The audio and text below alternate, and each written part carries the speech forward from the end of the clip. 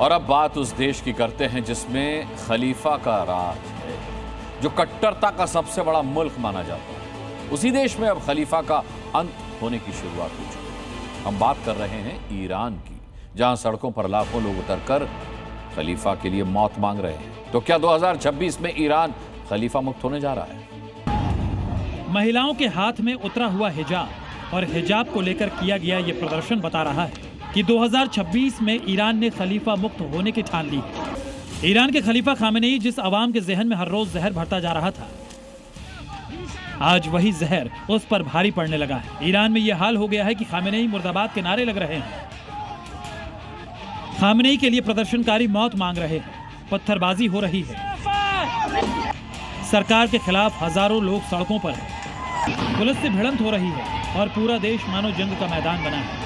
Iran में कट्टरपंथी सरकार के खिलाफ लोग सड़कों पर उतरे हैं और मांग कर रहे हैं कि वर्तमान रिजीम को उखाड़ फेंका जाए और खामेनेई शासन का अंत हो, ईरान में बदलाव किए जाए, व्यक्तिगत और राजनीतिक आजादी दी जाए और महिलाओं को उनके अधिकार मिले।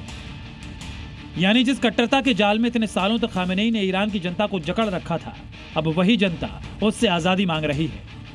ईरान में सरकार के खिलाफ जो प्रदर्शन हो रहे हैं वो पिछले 4 दिन से चल रहे हैं।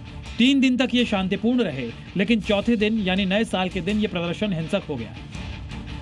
दक्षिणी फार्स प्रांत में उग्र प्रदर्शन करते हुए लोगों ने इमारत में जबरन घुसने की कोशिश की और जब कामयाब नहीं हुए तो पथराव किया और गेट तोड़ डाला।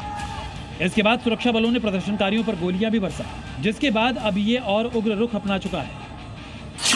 दरअसल ईरान में यह प्रदर्शन शुरू तो महंगाई की वजह से हुआ, जिसमें डॉलर के मुकाबले गिरती ईरानी करेंसी का विरोध किया जा रहा था।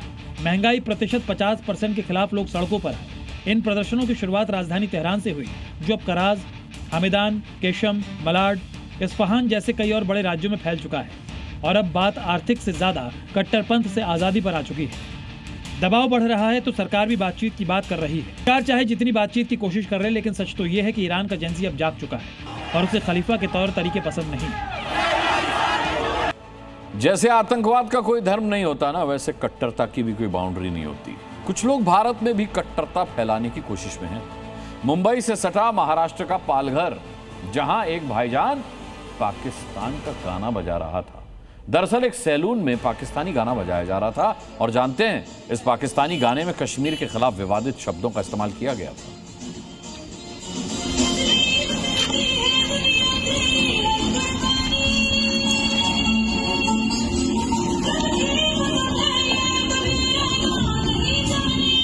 गौर करने वाली बात यह है कि पालघर की जिस दुकान में ये पाकिस्तानी गाना बज रहा था, उसका नाम रूहान हेयर कटिंग सैलून था और ये वीडियो खुद महाराष्ट्र पुलिस के एक सब इंस्पेक्टर ने बनाया था। फिलहाल पुलिस ने केस दर्ज कर लिया है और आरोपी सैलून के मालिक अब्दुल रहमान को गिरफ्त में ले लिया है। पाकिस्तान का गाना बजा रहे हैं ये। अरे खा हमारा रहे हो रहा है, हमारे यहाँ रहे, सब कुछ कर रहे हैं, यहाँ गाना बजा रहे हैं उनका। मोबाइल में बजा तो पटक दिया, मोबाइल में ऐसे जिहादी को यहाँ पाल के क्या मतलब मिलने वाला, कुछ मिलने वाला है आप लोगों को? कल को क्या करके जाएगा इसको पता है आप लोगों को? हमें अपने देश से मतलब है कि मोबाइल में बजा रहा है।